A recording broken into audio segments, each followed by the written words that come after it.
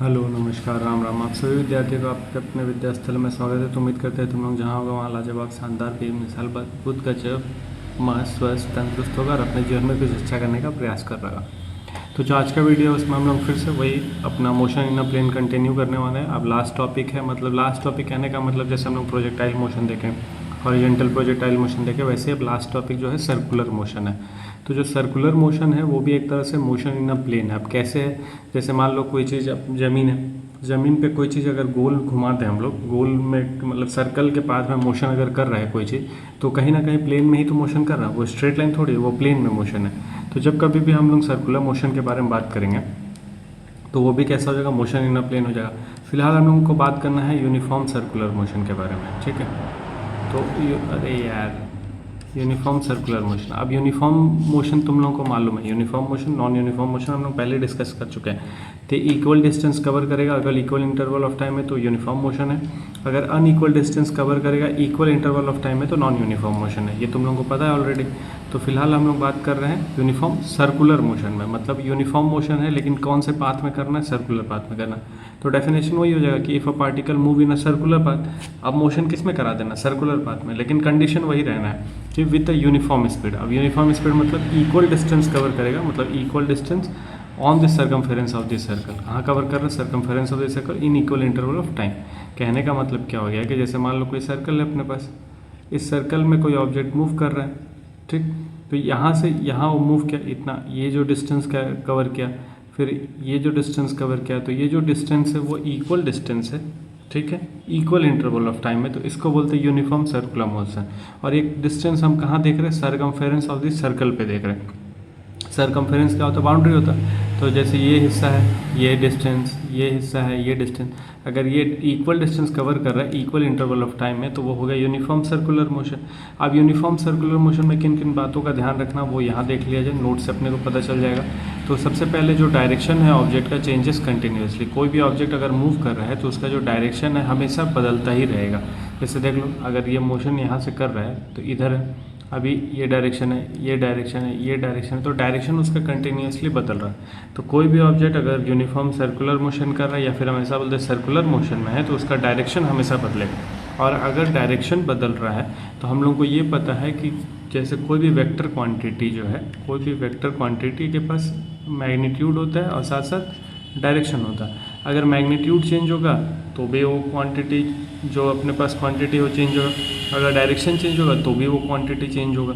तो अब अगला बात वही है कि जो डायरेक्शन है वेलोसिटी का of a particle is given by the tangent drawn to the circle at that point. तो जब ये पार्टिकल मूव कर रहा है और इसमें हमको वेलोसिटी का डायरेक्शन बताना कि वेलोसिटी किस तरफ होगा, जैसे देखो नीचे डायग्राम बनाए हुए हैं। जैसे मान लो ये पार्टिकल मूव कर रहा है, इसका अगर हम आगे की तरफ इस तरफ मूव कर रहा है, आगे की तरफ, हमको इसका वेलोसिटी का डायरेक्शन बताना है। तो जब कभी भी पार्टिकल या ऑब्जेक्ट जहाँ पे भी है सर्कमफेरेंस में, जहाँ पे भी है, जैसे यहाँ पे है, तो यहाँ पे हम टेंजेंट ड्रॉ कर लेंगे। तो जो टेंजेंट ड्रॉ करेंगे वही उसका क्या बता देगा, डायरेक्शन ऑफ वेलोसिटी बता देगा कि वेलोसिटी का डायरेक्शन किस तरफ है। अब जैसे अभी यहाँ है, मान लो ये ऑब्जेक्ट यहाँ पहुँचेगा तो डायरेक्शन ऑफ वेलोसिटी क्या हो जाएगा, इस तरफ हो जाएगा। तो जो भी हम टेंजेंट बनाएंगे उससे अपने को वेलोसिटी का डायरेक्शन पता चल जाएगा। अब ये बताओ क्या ये डायरेक्शन हमेशा बदल रहा है, जैसे देख लो फिगर देख लो आराम से। ये है अपने पास, ये कोई एक सर्कल पाथ है जिसका सेंटर O था, रेडियस अपने पास R है, रेडियस R है, और ये P पॉइंट से Q पॉइंट पे जा रहा है। P पॉइंट पे हम मोशन दिखाएं, Q पॉइंट पे मोशन दिखाएं। तो P पॉइंट पे टेंजेंट का डायरेक्शन ये है तो वेलोसिटी का डायरेक्शन ये हो जाएगा। Q पॉइंट पे टेंजेंट का डायरेक्शन ये है तो वेलोसिटी का डायरेक्शन ये हो जाएगा। क्या ये चेंज हो रहा है, तो भाई वेलोसिटी का डायरेक्शन चेंज हो रहा है लेकिन वेलोसिटी का मैग्नीट्यूड फिक्स है। क्यों, क्योंकि यूनिफॉर्म सर्कुलर मोशन है। यूनिफॉर्म सर्कुलर मोशन में क्या होगा, इक्वल डिस्टेंस कवर करेगा इक्वल इंटरवल ऑफ टाइम, मतलब मैग्नीट्यूड तो सेम हो गया, मैग्नीट्यूड में कोई चेंज नहीं है, लेकिन जो चेंज है वो डायरेक्शन में चेंज है। और अगर जैसे क्या होता है कि हम लोग क्या पढ़े हैं या क्या जानते हैं कि अगर डिस्प्लेसमेंट में चेंज आता है, मतलब डिस्प्लेसमेंट ओवर टाइम आता है तो वेलोसिटी हो जाता है, और वेलोसिटी ओवर टाइम आता है तो एक्सेलरेशन हो जाता है। और अगर हम लोग यूनिफॉर्म कह रहे हैं तो यूनिफॉर्म कहने का मतलब सेम होना चाहिए। अगर नॉन यूनिफॉर्म है मतलब सेम नहीं है तो वो दूसरे तरीके का मोशन हो जाएगा। अब वही मोशन समझना है। तो जब कभी भी हम लोग बात कर लेंगे सर्कुलर मोशन में खासकर, due to continuous change in direction the velocity changes. जो वेलोसिटी हो चेंज हो रहा है किस वजह से, केवल उसके डायरेक्शन में चेंज होने की वजह से मैग्नीट्यूड में नहीं, वेलोसिटी के पास दो चीज़ होगा, मैग्नीट्यूड, डायरेक्शन। मैग्नीट्यूड फिक्स है लेकिन उसका डायरेक्शन कंटिन्यूसली चेंज हो रहा है। अगर डायरेक्शन कंटिन्यूसली चेंज हो रहा है तो यूनिफॉर्म सर्कुलर मोशन को कैसा बोला जाएगा? एक्सेलरेटेड मोशन बोला जाएगा। बहुत इंपॉर्टेंट चीज़ है, इसमें लोग कंफ्यूज हो जाते हैं कि भाई वो जो मैग्नीट्यूड है वो तो फिक्स है, वेलोसिटी जैसे हम बोलते हैं 10 मीटर पर सेकेंड से मूव कर रहा है। कोई पार्टिकल अगर सर्कुलर पाथ में 10 मीटर पर सेकेंड से मूव कर रहा है तो क्या वो यूनिफॉर्म सर्कुलर मोशन है? तो यूनिफॉर्म सर्कुलर मोशन तो है, लेकिन उसका जो वेलोसिटी है उसका डायरेक्शन कंटिन्यूसली चेंज हो रहा है, तो इसीलिए उसको हम लोग एक्सेलरेटेड मोशन भी बोलेंगे, क्योंकि उसके पास एक्सेलरेशन आ गया। और वो एक्सेलरेशन केवल किसकी वजह से है? डायरेक्शन की वजह से है। मैग्नेट जैसे क्या होता है कि अगर हम बोल दें वेलोसिटी, जैसे पेन का इस्तेमाल कर लें, वेलोसिटी 10 मीटर पर सेकेंड, तो इसका एक्सेलरेशन क्या हो जाएगा? एक्सेलरेशन हो जाएगा 0। कैसे भाई? क्योंकि भाई एक्सेलरेशन क्या होता है? वेलोसिटी का चेंज। वेलोसिटी में तो कोई चेंज नहीं है, लेकिन अगर यही बात सर्कुलर मोशन के लिए हो जाएगा, यही चीज़ सर्कुलर मोशन के लिए बोल देंगे तो ये क्या हो जाएगा? एक्सेलरेटेड मोशन हो जाएगा। अब एक्सेलरेटेड मोशन कैसे हो गया? क्योंकि इसके मैग्नीट्यूड तो फिक्स है लेकिन इसका डायरेक्शन चेंज हो रहा है। डायरेक्शन चेंज होने की वजह से इस मोशन को हम लोग क्या बोल देंगे? एक्सेलरेटेड मोशन बोल देंगे। ठीक है, कहने का मतलब उसके पास एक्सेलरेशन होगा। कौन सा एक्सेलरेशन होगा, कैसा एक्सेलरेशन होगा, अभी देखा जाएगा। अभी तो हम लोग सीख रहे हैं, अभी तो स्टार्ट किया यूनिफॉर्म सर्कुलर मोशन। तो एक एक करके सब देखा जाए। सबसे पहले डिस्टेंस देखा जाए, फिर वेलोसिटी देखा जाए, फिर एक्सेलरेशन देखा जाएगा। तो जब कभी भी हम लोग यूनिफॉर्म सर्कुलर मोशन में बात करते हैं या सर्कुलर मोशन में बात करते हैं, तो अभी जो हम लोग पाथ पे देखें, सरकमफेरेंस पे देखें, तो वो उसका डिस्टेंस हो गया। लेकिन हम लोग यहाँ पे वो नहीं लेते, हम लोग लेते हैं एंगुलर डिस्प्लेसमेंट। अब एंगुलर डिस्प्लेसमेंट क्या होता है? यहाँ पे सारा बात जो होगा एंगल रिलेटेड बात होगा। क्योंकि अगर हम मान लो सेंटर से खड़े होकर देखेंगे, हम सेंटर से खड़े होकर देखें तो पार्टिकल यहाँ से यहाँ आया, ठीक है। इसको अगर हम एंगल में बताना चाहें तो एंगल कैसे? तो हम पहले यहाँ पे थे, वो हम इतना एंगल घूम गए, यही है एंगल। और ये जो एंगल है इसी को बोलते हैं एंगुलर डिस्प्लेसमेंट। तो एंगुलर से देखो नाम में यार एंगुलर, एंगुलर कहने वाला एंगल के बारे में बात हो रहा, ठीक है। तो जब कभी भी हम लोग सर्कुलर मोशन करेंगे या सर्कुलर मोशन को पढ़ेंगे तो उसके पास एंगल रिलेटेड भी कई सारी चीज़ें होंगी। जैसे देखो पाथ पे देखेंगे तो ये तो सर्कमफेरेंस हो गया, लेकिन अगर एंगल से देखा जाएगा, मतलब सेंटर से बैठ कर देखेंगे तो हम यहाँ थे पहले, हम इतना घूम गए, तो जितना घूमे हैं तो कुछ ना कुछ एंगल से घूमे। वो जो एंगल है उस डिस्प्लेसमेंट को, जितना घूमे हैं, जितना चले हैं, उस डिस्प्लेसमेंट को बोलते हैं एंगुलर डिस्प्लेसमेंट। अब इसका डेफिनेशन और फार्मूला लिख देते हैं, नहीं तो अभी तुम लोगों के सामने वीडियो ऑन करके लिखेंगे तो तुम लोगों का भी समय बर्बाद होगा। तो वीडियो रोक के फार्मूला डेफिनेशन वगैरह लिख देते हैं, उसके बाद आगे बढ़ते हैं। हम लोग कर लेंगे एंगुलर डिस्प्लेसमेंट के बारे में, ठीक है। एंगुलर डिस्प्लेसमेंट क्या है?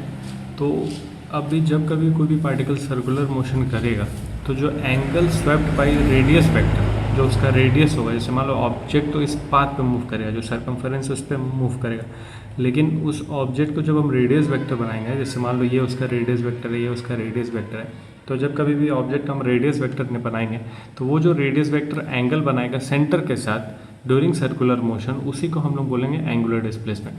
तो जैसे मान लो पहले ये रेडियस वेक्टर था इस पी पॉइंट पे, ये ऑब्जेक्ट आगे गया क्यू पॉइंट पे पहुंचा, तो ये उसका रेडियस वेक्टर है। तो ये जो रेडियस वेक्टर के बीच में जो एंगल बना है उसी को हम लोग बोलते हैं एंगुलर डिस्प्लेसमेंट, ठीक है। तो ये तो उसका डेफिनेशन हो गया। फॉर्मूला क्या हो जाएगा, मतलब अगर हमको मैथमेटिकली बताना क्या होगा तो कैसे हो जाएगा?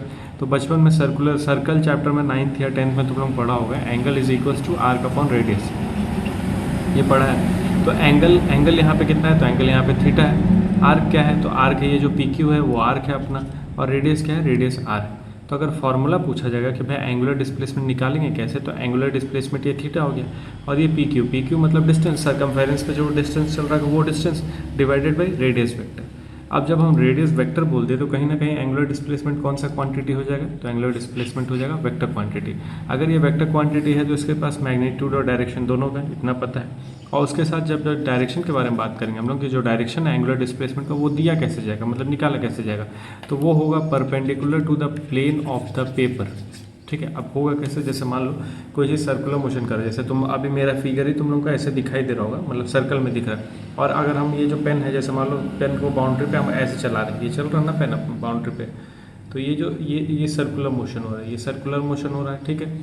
सर्कुलर मोशन हो गया। अब देखा जाए हम डायरेक्शन बताना चाह रहे हैं, कैसे हम डायरेक्शन बताएंगे? तो हम अपना फिंगर रखेंगे, राइट हैंड का जो ये वाला हिस्सा है वो हिस्सा हम सर्कुलर मोशन पर रख देंगे। तो जैसे ये कर रहा है पाथ जिस डायरेक्शन में मूव कर रहा है, मतलब पार्टिकल जिस डायरेक्शन में मूव कर रहा है उधर हम अपना फिंगर कर्ल करेंगे। फिंगर कर्ल करें, जैसे ऑब्जेक्ट ऐसे मूव कर रहा है ना, ये देखो हम ये दिखा रहे हैं, ऑब्जेक्ट ऐसे मूव कर रहा है इस वाले सर्कुलर, तो हम अपना हाथ ऐसे रखें, परपेंडिकुलर रख दिए उस पर रेडियस पे, और अपना फिंगर कर्ल करेंगे जिधर वो मूव कर रहा है। तो ऐसे ही तो मूव कर रहा है ऑब्जेक्ट भी। जब जिस डायरेक्शन में हमारा थंब होगा वो डायरेक्शन हो जाएगा एंगुलर डिस्प्लेसमेंट का। तो देखो थंब बाहर की तरफ है, जैसे दिख रहा है ना, ये थंब बाहर की तरफ है, तो ये उसका डायरेक्शन हो जाएगा। ठीक है, अगर हम ऑब्जेक्ट को ऐसे मूव करा दें ऐसे, तो थंब मेरा अंदर की तरफ हो जाएगा, तो उसका डायरेक्शन अंदर हो जाएगा। वही बात प्लेन पे करके देखो, प्लेन पे मतलब तुम लोग कॉपी पे करके देखो, कॉपी पे ये समझ आएगा। कॉपी पे कह रहा है कि प्लेन ऑफ द पेपर, जैसे एंगुलर डिस्प्लेसमेंट कहाँ गया यार, एंगुलर डिस्प्लेसमेंट जो हो जाएगा परपेंडिकुलर हो जाएगा प्लेन ऑफ द पेपर। तो जैसे पेपर पे तुम लोगों का सर्कुलर मोशन बनाया है और बोला है देखो अपवर्ड आएगा किसके लिए, एंटी क्लॉकवाइज के लिए। तो क्लॉकवाइज ये होता है, एंटी क्लॉकवाइज ये होता है, यही तो है एंटी क्लॉकवाइज। इसको पेपर पे दे बनाओ, जैसे प्लेन पे रखो, प्लेन पे एंटी क्लॉकवाइज यही तो हम बनाएंगे। और देखो मेरा थंब का डायरेक्शन किधर है, ऊपर की तरफ है, तो जो एंगुलर डिस्प्लेसमेंट का डायरेक्शन क्या हो जाएगा, एंटी क्लॉकवाइज के लिए अपवर्ड। वही बात हो रहा है, जब एंटी क्लॉकवाइज कोई ऑब्जेक्ट मूव करेगा तो एंगुलर डिस्प्लेसमेंट का डायरेक्शन क्या हो जाएगा, ऊपर की तरफ। क्लॉकवाइज कोई मूव करेगा तो एंगुलर डिस्प्लेसमेंट का डायरेक्शन नीचे की तरफ। उम्मीद करते समझ आया होगा। करते कैसे हैं, तो ऑब्जेक्ट जिस डायरेक्शन में मूव कर रहा है उस डायरेक्शन में उस पर रेडियस पे अपना हाथ रखो और उसको जो अपना फिंगर है उस डायरेक्शन में कर्ल करो जिधर ऑब्जेक्ट मूव कर रहा है। तो ऑब्जेक्ट अगर ऐसे मूव कर रहा है तो ये कर्ल हो गया, ऑब्जेक्ट अगर ऐसे मूव कर रहा है तो ये कर्ल हो गया। जिधर थंब का डायरेक्शन है वो डायरेक्शन हो जाएगा एंगुलर डिस्प्लेसमेंट का। ठीक है, डायरेक्शन निकालना सीख गया, फॉर्मूला सीख गया तुम लोग, डेफिनेशन देख लिया एंगुलर डिस्प्लेसमेंट का। अब एक और बेसिक रिलेशन देख लीजिए, बैकग्राउंड म्यूजिक चलता रहेगा। बेसिक रिलेशन क्या है, जैसे मान लो ऑब्जेक्ट अपना कहाँ था, ए पॉइंट पे था, ए से बी पे गया, बी से सी पे गया। तो अगर हम देखना चाह रहे हैं कि भाई बी से सी वाला डिस्टेंस क्या है, मतलब बी से सी वाला, तो बी से सी वाला डिस्टेंस हम बोलते हैं डेल्टा एक्स। ठीक है, मान लो इस डेल्टा एक्स को हमको फाइंड करना है, या फिर यहाँ कह लो ये जो डेल्टा थीटा हो जाएगा, जैसे डेल्टा थीटा क्या हो जाएगा, ये जो चेंज ऑफ डिस्प्लेसमेंट उसी को हम बोलेंगे डेल्टा थीटा। डेल्टा थीटा कहने का मतलब क्या हो जाएगा, थीटा 2 माइनस थीटा 1, मतलब पूरा एंगुलर माइनस दिस एंगल, तो यही तो निकलेगा। तो हो गया डेल्टा टी। मान लो यहाँ से यहाँ जाने में टाइम लगा था T2, यहाँ से यहाँ जाने में टाइम लगा T1, तो उन दोनों का जो डिफरेंस हो जाएगा वो क्या हो जाएगा, डेल्टा टी। ये सब तो अभी तक तुम लोग जान रहे हैं। अगर यहाँ से हमको ये डिस्टेंस निकालना है, ये डिस्टेंस निकालना, तो वही formula theta is equals to arc upon में रेडियस वाला, हमको आर्क निकालना है, तो क्या हो जाएगा थीटा इंटू रेडियस। तो वही बात यहाँ हुआ, हमको आर्क निकालना है डेल्टा एक्स, वो क्या हो जाएगा थीटा इंटू रेडियस। कौन सा थीटा लेंगे, डेल्टा थीटा। डेल्टा थीटा कहने का ये जो चेंज था वो वाला थीटा, ठीक है, इंटू रेडियस। रेडियस तो सबका सेम होना, तो इसलिए आर हो गया। अब यहाँ से वही डेल्टा थीटा भी निकालना चाहें तो क्या लिख सकते हैं, डेल्टा एक्स अपॉन में आर। ठीक, तो ये कोई बहुत बड़ा चीज़ नहीं था, उसी से एक बेसिक रिलेशन है कि अलग अलग हमको तोड़ के निकालना, तो ऐसे निकाल सकते हैं। एक और चीज़ जानो कि जब कभी भी कोई भी ऑब्जेक्ट एक कंप्लीट रिवॉल्यूशन रोटेशन करेगा, क्या हो गया, यहाँ से यहाँ आ गया, मतलब ए से शुरू करके वापस ए पे आ गया, पूरा एक कंप्लीट रोटेशन पूरा कर लिया। तो अगर पूरा एक कंप्लीट रिवॉल्यूशन हुआ है कि रोटेशन, किसी का चक्कर लगाना रिवॉल्यूशन, अपने पाथ पे घूमना रोटेशन होता है ना, तो ये तो अगर यहाँ से देखेंगे तो रिवॉल्व कर रहा, ठीक है, रोटेशन। चलो समझ लें, कुल मिला के बात ये है, ए से शुरू करके ए पे आ रहा है। ठीक है, अगर ए से शुरू करके ए पे वापस आ जा रहा है तो जो लीनियर डिस्प्लेसमेंट हो जाएगा वो क्या हो जाएगा, जीरो। ठीक है भाई, जहाँ से शुरू किया वहीं पे आगे ख़त्म कर दिया, तो लीनियर डिस्प्लेसमेंट कितना हो गया, जीरो। लीनियर कहने का मतलब पाथ के बारे में बात कर रहे हैं हम, ये हो गया पाथ उसका, लीनियर डिस्प्लेसमेंट जीरो। लेकिन उसका एंगुलर डिस्प्लेसमेंट क्या हो जाएगा, तो एंगुलर डिस्प्लेसमेंट हो जाएगा 2 पाई, मतलब ये पूरा ऐसे शुरू करके गया, पूरा ऐसे ये आया, तो ये उसका हो गया 2 पाई। ये जीरो नहीं होगा, ये होगा 2 पाई। इसको ये जीरो कब होगा, ये जीरो तब होगा जब हम इसको वापस लेके जाएंगे, वापस इसको बैक रोटेट करेंगे तब ये जीरो होगा। लेकिन इसको हम आगे एक चक्कर और लगा दें तो 4 पाई हो जाएगा। जैसे यहाँ है, हम एक चक्कर और पूरा लगा दिए फिर से, तो क्या हो जाएगा 4 पाई हो जाएगा, फिर से एक चक्कर पूरा लगा, तो ऐसे बढ़ता जाएगा, वो जीरो कभी नहीं होगा। जीरो अगर इसको करना है तो हम कैसे लेके जाना पड़ेगा, वापस पीछे लेके जाएंगे तब एंगुलर डिस्प्लेसमेंट जीरो होगा। लेकिन अगर लीनियर डिस्प्लेसमेंट हम लोग बात कर लेंगे तो लीनियर डिस्प्लेसमेंट ये है, उसका जो पाथ फॉलो कर रहा है वो लीनियर डिस्प्लेसमेंट है, तो वो एक चक्कर में जीरो हो जाएगा। ठीक है, तो इस बात को ध्यान रखना, ये अच्छा चीज़ है। अब हम लोग चलते हैं एंगुलर वेलोसिटी पे, तब तक इसको साफ कर लें, फिर एंगुलर वेलोसिटी वाला पूरा कहानी लिखते हैं।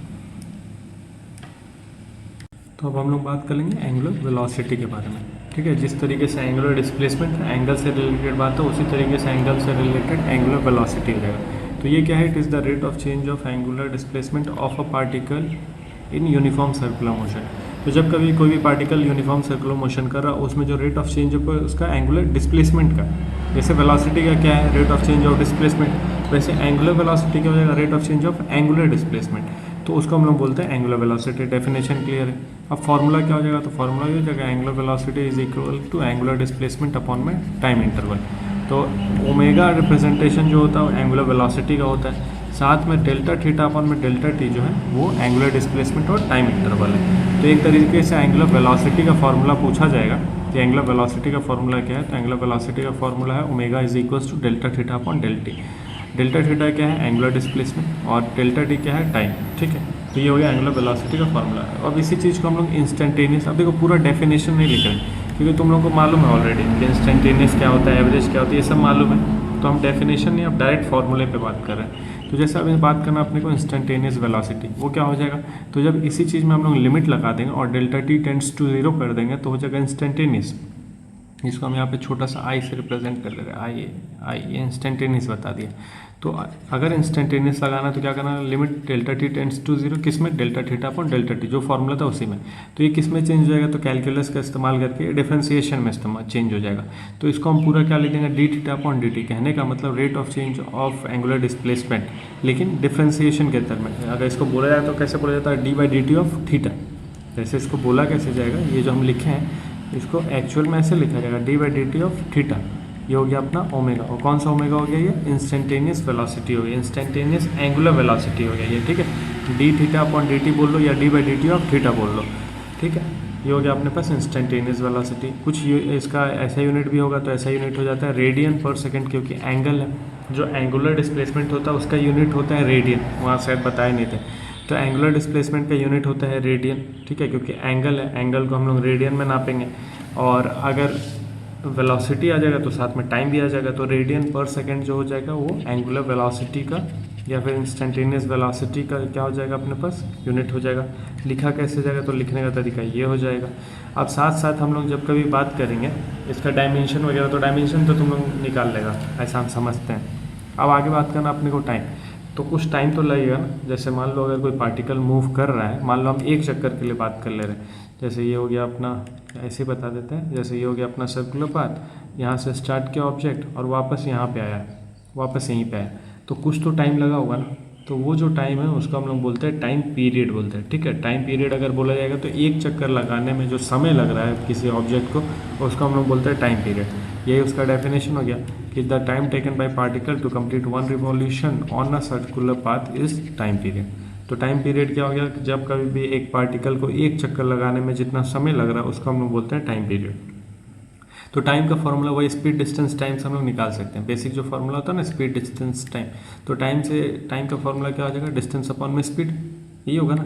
टाइम का formula, basic formula distance upon में स्पीड, ये एक होता है। एक और चीज़ अगर मान लो जो हम लोग देखें उसके हिसाब से बात कर ले तो क्या हो जाएगा, जो हम लोग ये अभी साइड करते हैं या पहले इसी को देख लेते हैं। टाइम का फॉर्मूला डिस्टेंस अपॉन स्पीड, कितना डिस्टेंस कवर किया, तो ये पूरा एक चक्कर लगाए, तो डिस्प्लेसमेंट के हिसाब से ये तो ज़ीरो है क्योंकि जहाँ से शुरू किया वापस आ गया, तो लीनियर डिस्प्लेसमेंट तो जीरो है। तो हमको लेना क्या, एंगुलर डिस्प्लेसमेंट लेना है। तो कितना एंगल ये चला है, तो पूरा एक चक्कर घुमा है, तो पूरे एक चक्कर में कितना एंगल चला है, वो 2 पाई चला है, 2 पाई रेडियन।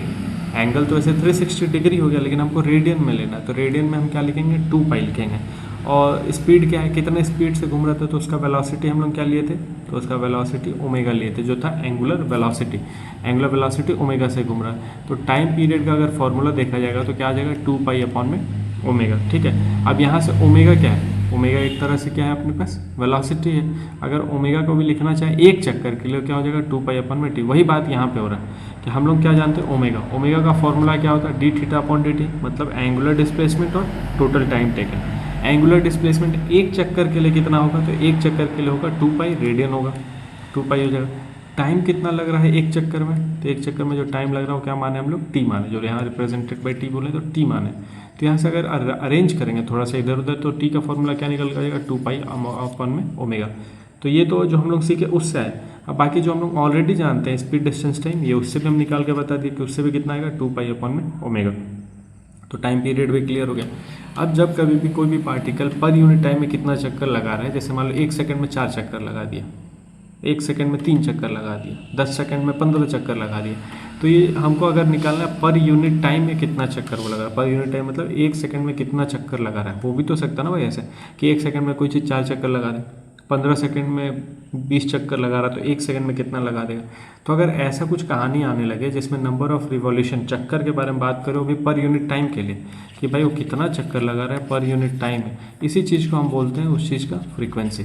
जैसे मान लो कोई एक पार्टिकल मोशन कर रहा है, सर्कुलर पाथ में मोशन कर रहा है और 1 सेकंड में 3 चक्कर लगा रहा है, तो ये उसका हो गया फ्रीक्वेंसी कि भाई पर यूनिट टाइम में वो कितना चक्कर लगा दे रहा है, वो उसका होता है फ्रीक्वेंसी।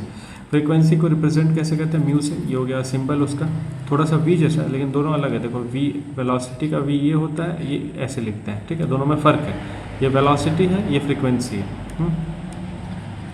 तो फ्रीक्वेंसी का क्या हो गया फॉर्मूला 1/t। 1/t मतलब पर यूनिट टाइम हो गया कि revolution, number of revolution per unit time, कितना चक्कर लगा रहा है। तो हम ऐसा मान ली 1 चक्कर 1 सेकंड में लगा रहा है तो फ्रीक्वेंसी उसका क्या हो जाएगा 1 हो जाएगा। 3 चक्कर लगा रहा है 1 सेकंड में, तो भाई 1 सेकंड में 3 चक्कर, तो उसका उस हिसाब से हम फ्रीक्वेंसी निकालेंगे। तो वही फ्रीक्वेंसी अगर बात कर लें हम लोग, तो फ्रीक्वेंसी का एक जनरल फार्मूला 1/t। फ्रीक्वेंसी को ऐसे भी लिखा जाता है, जैसे तुम लोग देखा होगा कहीं ऐसे भी f करके बता देगा, तो ये भी क्या हो जाता है फ्रीक्वेंसी हो जाता है। तो फ्रीक्वेंसी को फिलहाल हम इस सिंबल से बता रहे हैं और उसका फार्मूला क्या हो जाएगा 1/t हो जाएगा। अब यहाँ से हम लोग देखेंगे टाइम पीरियड का कुछ ना कुछ फार्मूला निकाले थे हम लोग। तो टाइम पीरियड का फार्मूला क्या था, टाइम पीरियड का था 2π/ω।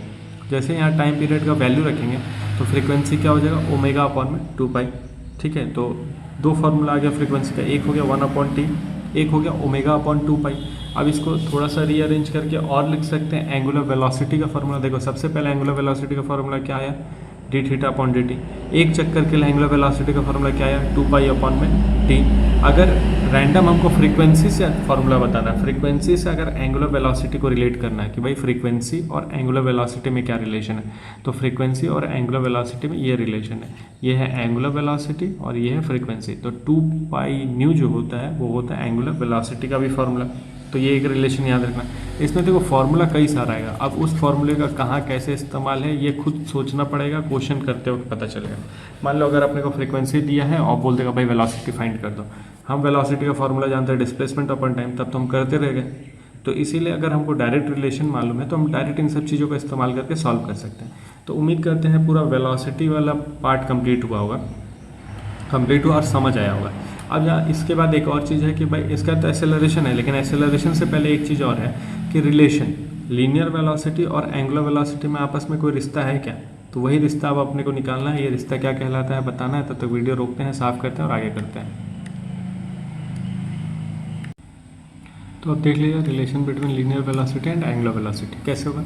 तो जैसे मान लो कोई ऑब्जेक्ट है, सर्कुलर मोशन कर रहा है, ए पॉइंट से बी पॉइंट पे जा रहा है, और जो एंगुलर डिस्प्लेसमेंट हो जाएगा उसका क्या हो जाएगा डेल्टा थीटा हो जाएगा।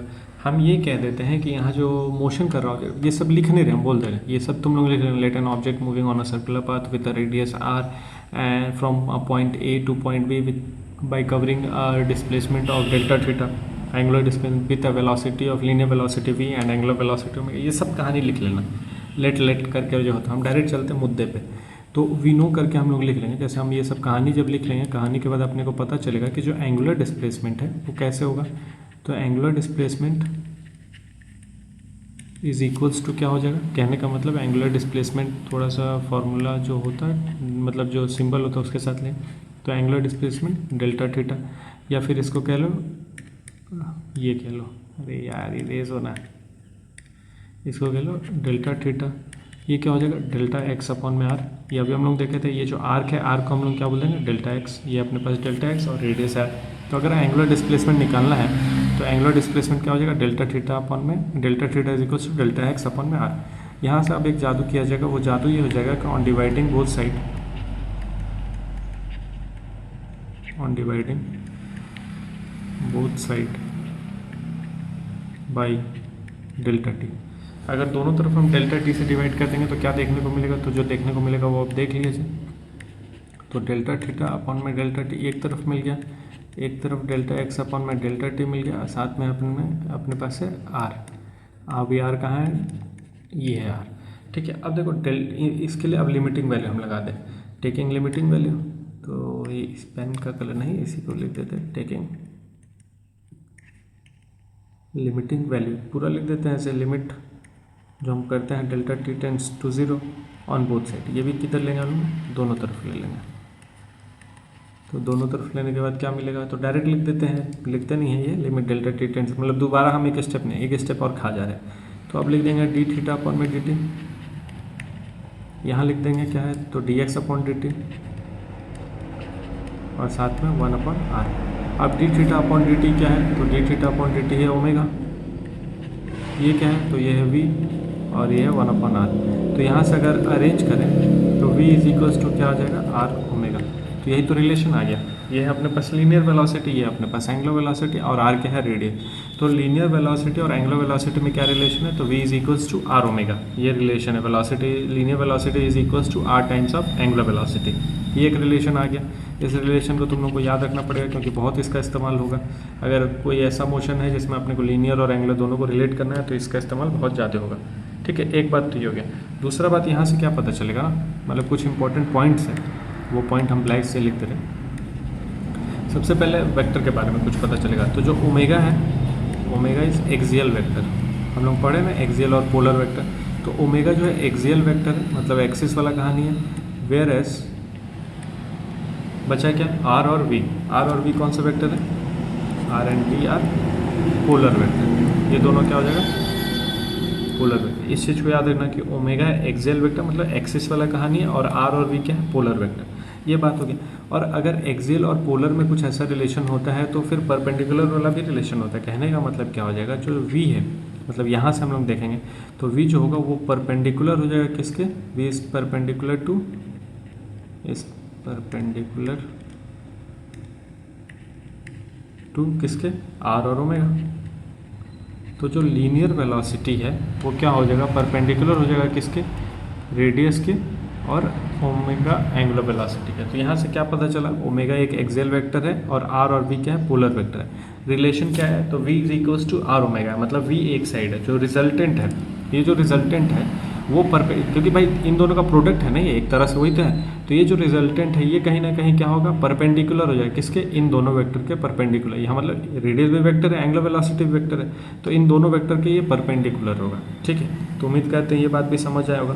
तो ये कुछ इंपॉर्टेंट पॉइंट है, एक तो ये रिलेशन इंपॉर्टेंट है, ये भी इंपॉर्टेंट है, ये भी इंपॉर्टेंट है, तीनों चीज़। अब एक इसी पे क्वेश्चन छोटा सा डिस्कस कर ले ताकि ये वाला टॉपिक, मतलब ये रिलेशन वाला टॉपिक समझ आ जाए तुम लोग को। तब तक वीडियो रोकते हैं, क्वेश्चन लिखते हैं। देखो क्वेश्चन कुछ ऐसा है, क्वेश्चन ये है कि हम वो पॉइंट से खड़े होकर किसी ऑब्जेक्ट को मूव करते हुए देख रहे हैं, वो इस लाइन में मूव कर रहा है, मतलब ए से बी पॉइंट पे जा रहा है। जब हम ए पे देखे थे तो उसका स्पीड 10 मीटर पर सेकेंड था। स्पीड कहने वाला ये लीनियर वेलोसिटी है, 10 मीटर पर सेकेंड। और बी पॉइंट पे उसका क्या एंगुलर वेलोसिटी है, मतलब दोनों पॉइंट पे अपने को एंगुलर वेलोसिटी निकालना, ए पे भी निकालना, बी पे भी निकालना। लीनियर तो सेम ही रहना, जैसे यहाँ 10 है तो यहाँ भी 10 है क्योंकि यूनिफॉर्म मोशन कर रहा है, लेकिन एंगुलर वेलोसिटी में चेंज आ जाएगा क्योंकि भाई उसका कंटिन्यूसली डायरेक्शन चेंज हो रहा है। अब जैसे देखो यहाँ पे अगर हम निकालने जाएंगे, जैसे हम पहले निकाल रहे हैं, सॉल्यूशन बता रहे हैं इसका, तो सॉल्यूशन हम बता रहे हैं ओमेगा ए। ओमेगा ए मतलब कहने का हम एंगुलर वेलोसिटी निकाल रहे हैं एट ए पॉइंट। तो अभी एक फॉर्मूला हम लोग देखें, वी इज इक्वल्स टू क्या, आर ओमेगा। अगर अपने पास लीनियर वेलोसिटी तो हम एंगुलर निकाल सकते हैं रेडियस के हिसाब से। और ये हम एक ट्राइंगल बनाए हुए हैं जिसमें ये एंगल 37 डिग्री है, तो ये 37 डिग्री है, तो उस हिसाब से हम लोग सॉल्व करके निकाल सकते हैं। या हाइपोटेनस हो जाएगा 5 आ जाएगा। पेन का कलर चेंज कर देते हैं ताकि पता चले। पेन का कलर ले लेते हैं, ब्लू, ब्लू है पानी पानी। ये हो जाएगा 5, 37 के सामने 3 और ये हो जाएगा 4, मतलब 37 डिग्री दिया हुआ था तो उससे हम ये तीनों निकाल लिए। ये दिया नहीं हुआ था, हम निकाल लिए तीनों 37 डिग्री से, क्योंकि ट्राइंगल जो है ट्रिपलेट वाला कहानी हो जाएगा। तो ये पता चल गया अपने को।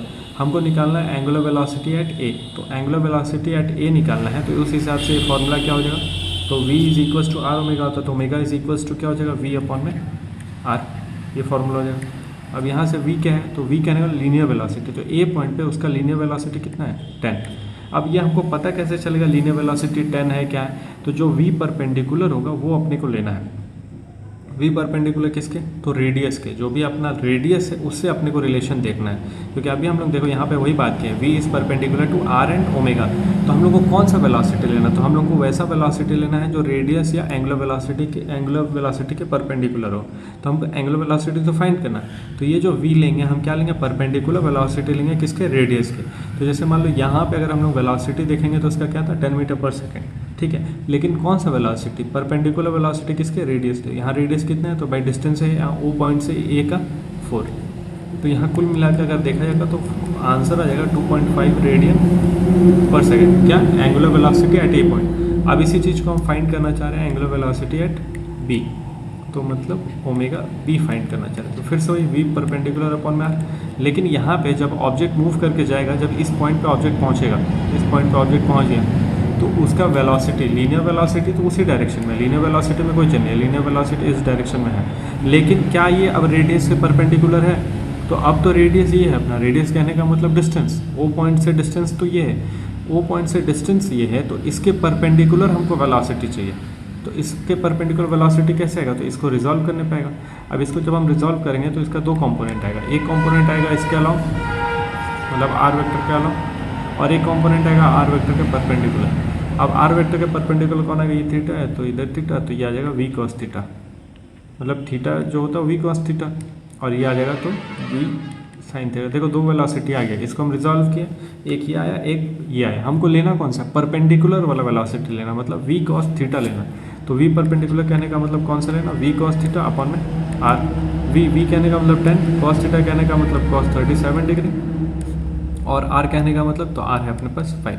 तो कुल मिला के आ जाएगा 2 cos 37 डिग्री, cos 37 डिग्री का वैल्यू आंसर रख दो, करली ब्राउन है तो 4 अपॉन में 5, तो 4 टू जा 8, 8 अपॉन 5, 8 अपॉन 5 कहने का मतलब 1 पॉइंट समथिंग आएगा। तो 1 पॉइंट समथिंग आ रहा, ये हो गया अपना रेडियन पर सेकेंड। तो देखो एंगुलर वेलोसिटी ए पॉइंट पे अलग था, लेकिन एंगुलर वेलोसिटी बी पॉइंट पे भी अलग है। कोई पार्टिकल अगर स्ट्रेट लाइन में मूव कर रहा है और अगर हमको उसका एंगुलर वेलोसिटी पूछा है तो हम कौन सा फॉर्मूला इस्तेमाल किए? रिलेशन वाला। रिलेशन में भी क्या देखें कि जो परपेंडिकुलर लीनियर वेलोसिटी होगा रेडियस के, वो हम लेके सॉल्व करें। तो इस चीज़ का ध्यान रखना है। यहाँ पे अक्सर गलती हो जाता है, मान लो क्वेश्चन ऐसा कुछ दे देगा जिसमें तुम लोग को लगेगा कि वी दिया हुआ आर दिया ओमेगा, तो निकाल लेंगे ऐसे ही, तो ऐसे ही नहीं निकलेगा। देखना पड़ेगा परपेंडिकुलर वेलोसिटी परपेंडिकुलर या फिर रेडियस के होना चाहिए, या वेलोसिटी परपेंडिकुलर होना चाहिए एंगुलर वेलोसिटी के, तब निकलेगा, ऐसे ही नहीं निकलेगा। तो इस चीज़ का ध्यान रखना। उम्मीद करते हैं क्वेश्चन थोड़ा समझ आएगा, थोड़ा सा कॉम्प्लिकेट है ये जान रहे हो, लेकिन समझ आएगा, कोशिश करना समझ जरूर आएगा। ठीक है, एक दो पॉइंट और जान लो यहाँ पे, तब तक इसको साफ कर लें।